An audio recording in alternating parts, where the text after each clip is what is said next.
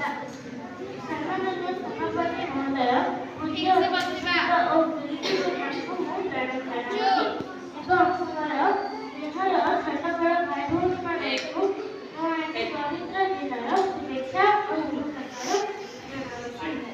ଆଜି ହେଉଛି ସ୍ୱାମୀ ବିବେକାନନ୍ଦ ଜୟନ୍ତୀ। ସ୍ୱାମୀ ବିବେକାନନ୍ଦ 1863 ମସିହା ଜାନୁଆରୀ 12 ତାରିଖ କଲିକତାଠାରେ ଜନ୍ମଗ୍ରହଣ କରିଥିଲେ।